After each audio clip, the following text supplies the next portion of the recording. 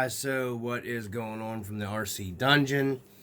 Things might look a little bit different here. It might be down closer to the product. I got a different camera mount here, and it's got a lighted back ring, whatever you call these things.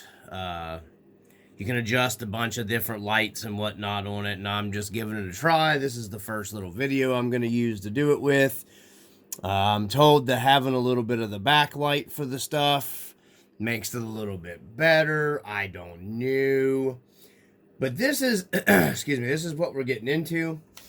We're going to be switching out my favorite transmitter. This is the Flysky GT3B. I've had this thing for like literally ever. You can see how cruddy this thing is, and I've cleaned it. It's just ancient. I've had this on nitros, I've had this on 5th scale gassers, I've had this on all my crawlers, from the times where I had the HPI Willie King. I mean, this thing has been around, works great, flawlessly. It's got a couple hacks on it. That's why another reason why I keep it around, because I do got some hacks on this thing, for like added models and whatnot. And I honestly prefer this over most of mine, but the problem is it takes 8 AA's. So, and it's that 8 AA's makes it kind of heavy, gets kind of expensive. You know, I got mixed match El Cheapo Poor Boy batteries in there right now because that's what I bought. Because guess what? Poor boy. But anyways, we're gonna get here from the bashing days of the T-Maxes, Nitro T-Maxes, and my old forum online used to be called nitrorctalk.com. Used to be a moderator and stuff there a long time ago for the Nitro stuff. So this runs on basically, let me pull it up here. The batteries are kind of low now. You see 10 volts. So normally it's like 11 point whatever operating range. So basically for my research and my dumb redneck ways, closest you can get to the operating range. You don't want to run a 2S on it. It'll probably run on a 2S, but I can't tell you to run on a 2S, but I know it'll run on a 3. And I got this 1400 50C burst MAH battery, battery, Overtronic, or Ovonic, Overtronic. Anyways, and we got just a Dean's connector. This is what I'm going to hook to it. So this is, I'm going to be putting this 3S LiPo in this thing. I know it'll run 3S. There's a couple of the videos, I think, on YouTube, guys swapping them out. So I'm going to do this little process, show you guys. This was a Black Friday sale. That's how long I've been sitting on it. For like, I think, 10, 11 bucks. I'll send you a link to it. It's more money now. But this one I know will fit up in here. You want to make sure you get a battery. 1400. You know, 3S will run this. I don't know if I'll ever have to charge it. Maybe once a year. So, we're going to get on to soldering this up. I'll take this apart, and we'll go over it together, disassembling this. So, let me stop this here, and we'll restart it. Okay, so first order business, Flysky GT3B. You're going to want to, we don't need the screwdriver yet. You're going to want to take your batteries out. Now, some of these Flysky GT3Bs, the newer ones, have a removable battery tray, I think. Because I had another one of these that I had bought years ago as a backup to this one in case it broke. No, it wasn't a backup. Yes, it was a backup. I did buy it. And this battery tray would actually come out of it easily. I don't think this one, this is an older one. Anyways, so you take your battery tray out. You got to get your batteries out. Then you got to remove your battery tray. You just need a Phillips head screws. That's what these are. You've got 1, 2, 3, 4, 5. We're not gonna take them all the way out. We're just gonna take them loose. And this is just a screwdriver set that I picked up from Harbor Freight. Should be no, I might have an issue because I got some JB Weld. Hold on, let me switch out screwdrivers in my other kit here. I need a longer one, make it easier. So this is also, it's just a cheap kit from Harbor Freight. You don't need anything extremely fantastical. And then you just take these screws loose. You just got to get them backed up enough to get your screwdriver over here.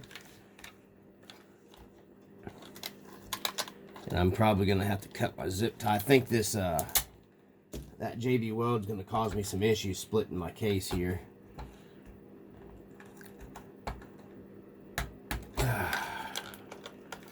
See what's holding that. Okay, so let me stop it here. I've got a zip tie where I made a lanyard mount. Okay.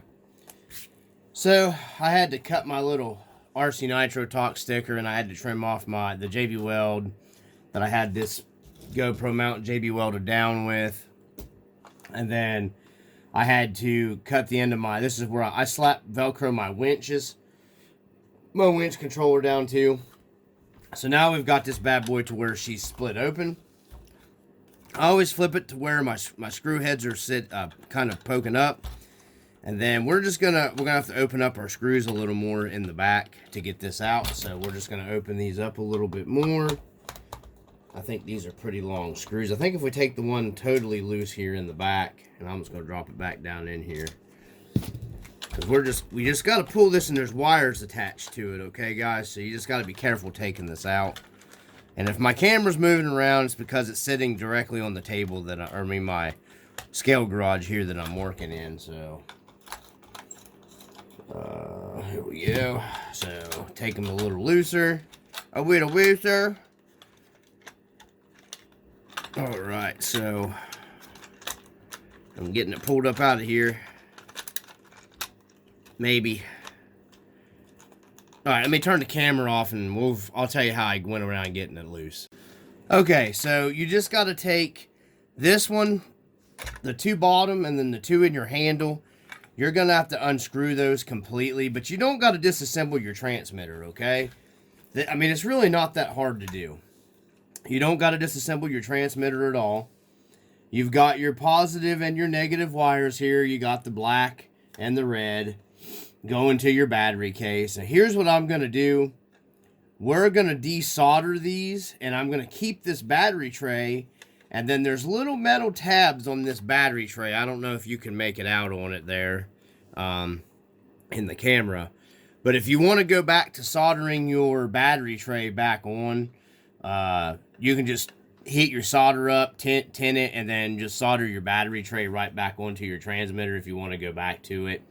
So we're going to go ahead, we're going to get this thing moved over here to my bench and our camera mount and everything. And we're going to go back over here to our bench. But I'm going to move this out of the right way real quick, and I'm going to show you. Because I'm going to have to change the end on this. I don't mess with XT60s. Yes, I know they're great, blah, blah, blah. I don't mess with them.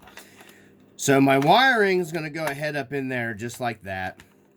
That's why you want a small enough battery. You can I could actually want a little bigger from the way it looks here. And what I'm going to do is when I want to charge this, I'm just going to charge this by the balance port. So we're just going to stuff all of our wiring up in there. And I'll just balance charge this on a slow charger with the, you know what I mean? So it's no big deal about taking it in and out. But you got all this room goes up inside your handle. So we're going to connect.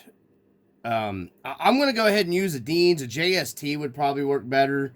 But I was worried about JST and a 3S, so I went ahead and figured I'll just go overkill and put a Dean's on it and just be done with it. So, yeah, and I mean, I know guys cry and whine about Dean's connectors, and I've never had a problem with a Dean's connector minus on a boat. You don't want to ever run Dean's connectors on a boat. They will get hot and melt because a boat really sucks the power. But I've never had Dean's connector problems on anything crawler or something like this that's got super slow, low draw on it. So, just thought I'd throw that out there. So, we're going to move this over to the soldering bench, and we're going to do some desolder here in the next portion. Alright, guys. So, we're over here with our soldering station. I'm trying to get everything moved around to where you can see everything really well. We're going to go ahead and move our my soldering station setup here that my wife got me for Christmas. This is what we're using. I've now used this thing a bunch. So this thing is nice because it's got the adjustable. You can go up. I keep mine set We're going to go ahead down from 400 because 400 is more for the bigger stuff. Generally, what I do is I drop mine back down here to about 370 degrees on my soldering iron. And then we're going to wait for the temperature to drop here real quick because this is some small wire. It don't take nothing to solder it together. This end I've already had pre-hooked up here, already on here, Dean's connector on it. And then we're going to we'll be putting our other connector on our battery because this is your battery side. This is the female. This is the male. So anyways, we'll be getting to that in a second. Let's get this thing desoldered. Should be good now. We're blinking 370. So what we're going to do is we're just going to come in here, and like I said, we're just going to desolder this stuff. You don't got to worry about marking anything. It's already black is negative, red's positive, desolder, boom, just like that. You can go in here and just attach a little bit of solder to these little diodes right here and reuse this. Okay, so that was easy peasy lemon squeezy. I'm going to drop this back down in here, and we're going to grab our junk out of there. So I'm going to go ahead and pull some more wire out of here on these ends, and then we'll restart the video. Okay, guys, so this is the battery lead. I've pulled back a little extra wire, cleaned it up here on your transmitter. So this is what we're going to do here. We're going to take, this is my Amazon solder, and I'll put links for all this stuff in this video. We're going to go ahead and tin our battery leads, and we're going to go ahead and tin the wires coming from the transmitter. This is how I've done it. This is how I've done it for like 30 years. One thing I want to share with you guys here. Let me grab my stuff out of my case. You don't have to with this solder, but this always makes it go a little easier. A little rosin that lasts forever. I always just put a little rosin on my wiring. This is Harvey's old stuff. It cleans, fluxes, protects, blah, blah, blah. It's made to use with all soft solders. Nothing special. Here we go. I think we're in the video. We're into the, I think it's video. And let me turn you a little bit more maybe. Okay, so we're just going to get a little bit of solder here. We're going to tin up our soldering iron here and just boom. It's tinned. And then that wire is tinned. Well, I'm going to go ahead and tin these up too. We got enough solder on there. Yeah, I'll probably put a little bit more solder. That bad boy's tinned up. That's tinned up. So,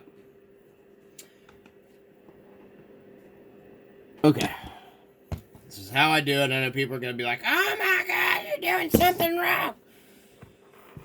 This is how I've done it for years. Make sure your heat shrink is down here on your connector, and then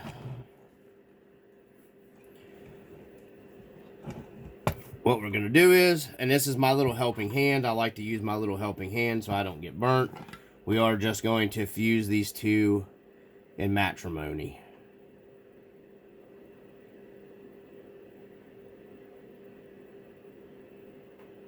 Just like that. Yep.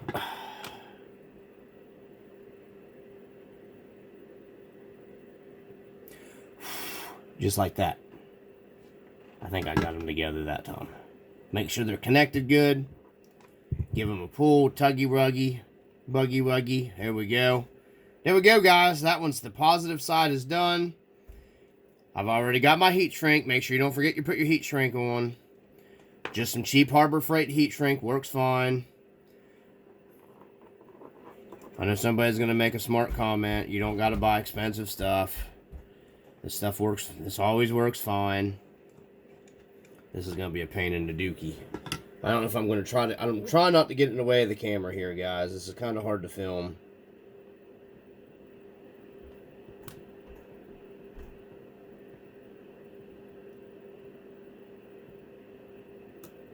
I think we joined them pretty well in matrimony there. We're going to take it out of our... Boom! Now your connector is on there. We can move our helping hand out of the way. Slide our heat shrunk heat shrinkage. Shrinkage, it's real. And then we're just going to we're going to turn on our, this thing automatically is cool. You just flip it on. And my cat's going crazy. And then you just pick this up. It heats up when you pick it up. It's got like, I don't know, some kind of sensor in it. It's pretty sweet. And then we're just going to heat our heat shrink up. Make sure you cover your wires. It's moving around on me because I'm shaking. Too much coffee. Hit our heat shrink up. There we go. And then this thing will automatically, you turn it off, it turns itself off, goes back to blowing cool air. I like that. Now what I'm going to do is I'm going to come up in here, and this is that stuff that has the glue that melts on the inside of the heat shrink from Harbor Freight. So it's good on there, but I'm going to take some black electrical tape from this point to this point, and we're just going to wrap it up to right here, because all this is going to be stuffed up inside of here. I don't want a bare wire chafing anywhere in here and getting up inside. So I'm going to do that off camera. Okay, so next we're going to move on doing our battery connector. I've went ahead and cranked my soldering iron back up to 400 degrees. And it looks like it is ready. It is flashing. So I'm going to go ahead and we're going to just 400 degrees, and I'll show you, well, as soon as I get the connector in my helping hand. So what I do is this should melt the solder off of the wiring we have here that's in my plug pretty quick at 400. Sometimes these XT60s, you can get quite a bit of solder up in them, so. And I just pull it. See, at 400 degrees mark, you don't have to worry about it melting anything. You want to be careful when you're doing this. Keep your battery leads away from each other. I don't even know how good the camera's picking it up, but I just don't want these battery leads touching one another here. You gotta be real careful when you're doing this. That's why I got my hand in the way, because I don't want any mistakes and that coming back and those leads touching one another. I've had it. Sometimes you'll just get a spark. There we go. Drop that back down in there. And I got a reusable XT60 or whatever connector if I want. So, this is how I keep these all separate. We're going to go ahead and just do the positive first. I'm mounted up here. It's already tinned. It's already got solder on it. We're going to go ahead and we're going to tin up our battery lead, our actual battery connector here, okay? We're going to go ahead and tin that up. Make sure you get the right side. We need to take that out. We need to mount this back up. Turn this up. We're going to tin this Dean's connector here, but first I need... Hold on one second. Let me restart this. I had to get my heat shrink down here on my battery wires. I almost forgot that. So I said to you guys, when you're doing this, be careful and always make sure you don't get your positive and your negative swapped around either.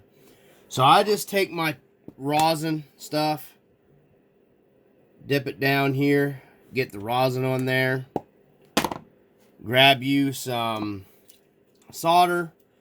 This Amazon cheap thin solder that I'm using here has worked really well.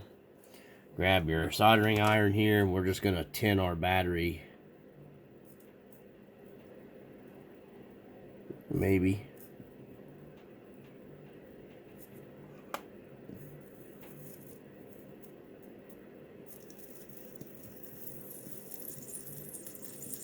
There we go. That one is tinned up. Now, like I said, guys, I am no professional solder guy here, so don't make too much fun, okay? I just get the job done. That's all I do.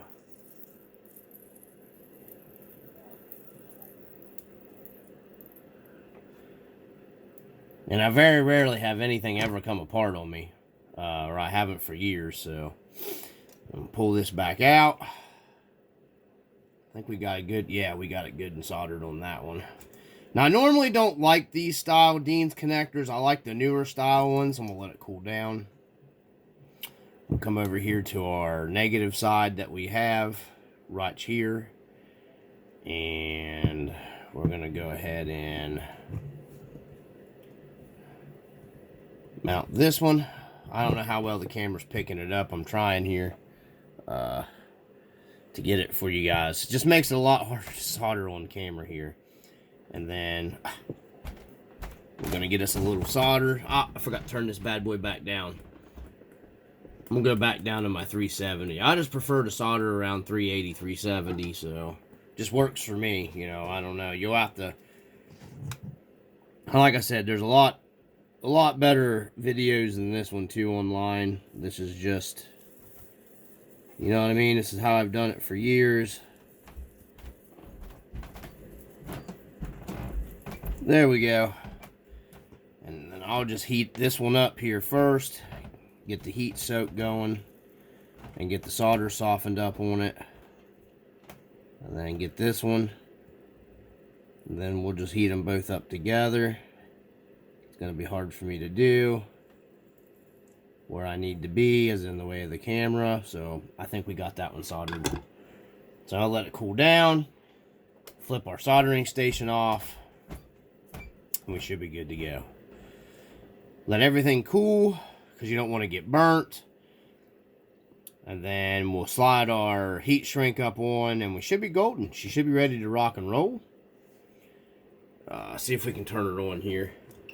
Oh yeah, came right on. So, all right. So as that dries, I'll be right back. Ha! I said dries. I meant cools. So now we got our heat shrink up here on our mount. Everything is tight. It ain't coming off. I'm pulling on it pretty hard. I actually unplug it here. And we're going to hit our... This is that self-gluing heat shrink from Harbor Freight. That's what I always buy. And we're just going to heat this thing up. We want to make sure this heat shrink's good enough on this. I don't want any wiring exposed. None of that stuff.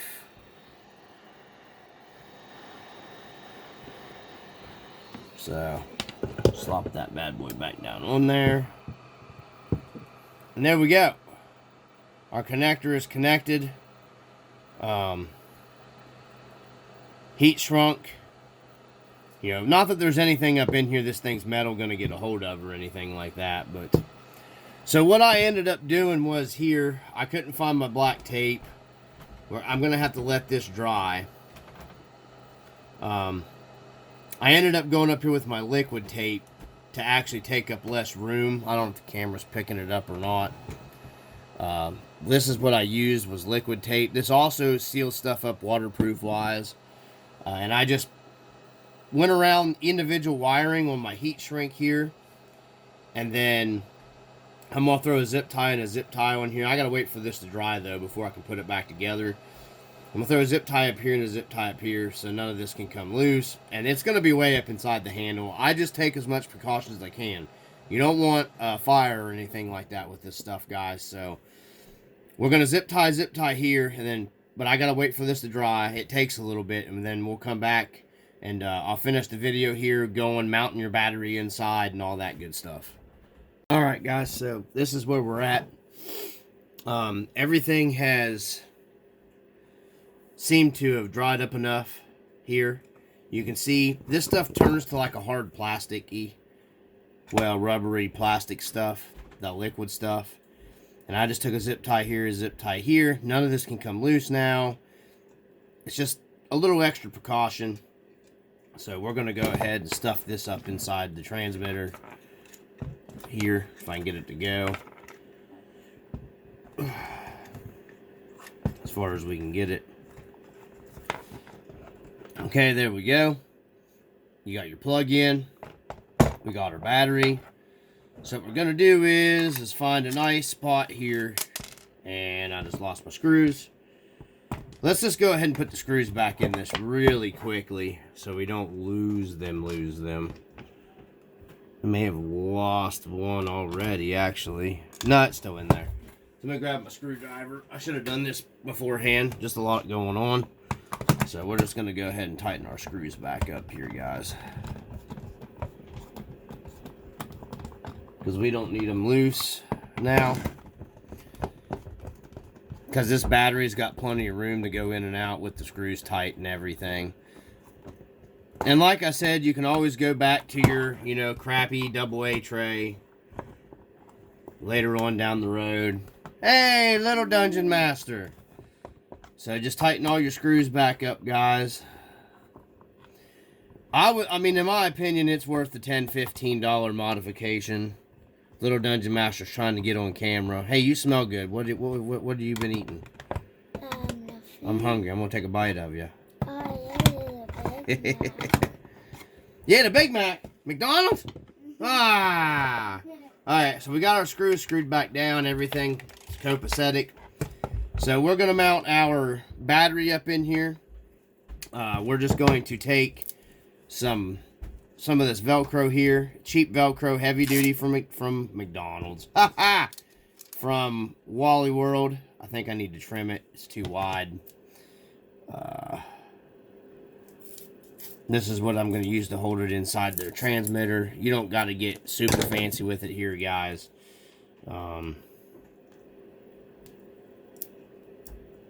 Maybe. Now, the backing don't want to come off. Ah! Okay, so I usually keep the soft, squishy side to the battery. Oh, well, I'm just going to stick it down. And then I usually clean both surfaces with an alcohol prep wipe. I think we'll get, this has pretty much been sealed, so I think we'll get good. There's no dirt on it or anything like that. It's an old transmitter, so I'm going to try my wiring this way. And I'm going to go up in here, the lip of the transmitter, right here, because that'll help hold your LiPo battery. I can charge it directly from here, from my balance port if I want, but I can also charge it regular. And we're going to plug it in. And then we're just going to hide our wire right here on the side. Okay. Boom. Just like that. Plenty of room. It tucks in. This is why I went with this style battery. As soon as I can find my battery tray, I move my stuff around. Don't know where the battery tray went. Okay. Oh, here it is. Alright, so. And then when you slide your battery tray in here, shove up on your battery. Shove down on that. Boom. That battery ain't going nowhere, fellas. You got a 3S. LiPo. GT3B. Flysky FS GT3B. There you go. Everything's tight. Nothing's moving around. You can see here, we're at 11.3 volts. I never charged that battery. You know, this thing's going to run forever. No more AA bull crap. I could literally just slop that together and just go out and take for a ride. She's ready to rock and roll. That battery, you know, if I want to take it out of there, easy peasy lemon squeezy. To do my charging, you just got to open your battery, your door up here. See, this is kind of nice because there's a little bit of room you can push up on. That actually holds everything in there. Open your battery door. Grab your charger. Charge it however you charge it. Well worth it, guys. 100% well worth it. For your GT3B. Now, your other transmitters. So we go, guys. Right there it is. Running on the 3S. No problems at all. Nothing's getting hot. No smoky. Still got your good weight. I like the heaviness of the controller. I don't like a real light transmitter. That's why I kind of like the 3B. It's a little heavy. And now I don't have to buy batteries for it. I'm going to get a LiPo upgrade. I'll show you here while we're doing video. This is the... Sorry, I hit the camera. This is the FS. I think I'm picking it up. This is the FS GT5, the GT5 system. I like it. It does a little better one-handed driving. I can just reach this, but the same stuff that I have extensions for this will work on the GT3B. I do like this transmitter as well. I'm going to be picking up a LiPo upgrade for this. I think they sell a LiPo. If not, then I'll be modifying this one as well and putting a LiPo in it. Just check on your LiPos every once in a while. I don't like the battery tray on this thing. Kind of a pain in the butt, but great transmitter for what they cost. I'm gonna fight this stupid thing. Okay, here we go. But anyways, that way I'm not buying double A's. My main thing is you'd be surprised how much money you blow in double A batteries. But these are probably my two favorite right now. The 3B and this one. I really like my IT4 a lot. It was already factory stock. It already had a 2S LiPo in it. So, the IT4, and then, of course, like I said, you can't get it no more, so I'm not going to include it in there. But this, you know, I would recommend buying the GT5 probably over the 3B, just because, you know, it's a little smaller design. It's more aerodynamic, however you say it, whatever. The controls are good on this one too as well. You know, I think these are like around 40. Actually, I think these are like 50 or 60 now. These I think can still be had for like $40. I got one from my buddy a while back. I still really like this GT3B. I don't know. I almost like the throttle trigger pull. Still feels like it's a little better reactive to me personally on the GT3B, but that's me. I'm going to raise this up so you can see those better. Sorry guys, I'm still getting used to this new camera mount here. Moving you up a little bit. So, and then for another budget unit here, if you need like a 7-channel, guys, let me move my soldering stuff around. I don't normally do over here on this. This is my fabrication table. It's why it's messy and dirty looking over here. This one right here as well. This is a 6-channel. It's a Surpass hobby, but you know, they're that generic, whatever. Not generic, but that one brand that makes a bunch of these. They make these in like a 4-channel. I think they make a 6, a 7, and even an 8 now. This is on the dually. But, yeah, I mean, for what this is awesome. I love it. It's great. Works great. Also double A's, though. Yeah, takes 4 double A's. I just like the rechargeable option stuff for me personally, so... Yeah, but these are great too, and they got good throttle control as well for a cheap radio. I should have picked up another one of these on the Black Friday sale on Amazon when they had it, just to have it for my daughter's Gen 8, because I'd like to upgrade her to another better transmitter as well. Because what she's using now, it's a pretty good one. It's a Spectrum, and it works pretty well. But I like to have had the extra channel. I always prefer to have at least a 4 to 6 channel. The more the channels is the better, even if you're not planning on using them. So anyways, from the RC Dungeon, peace.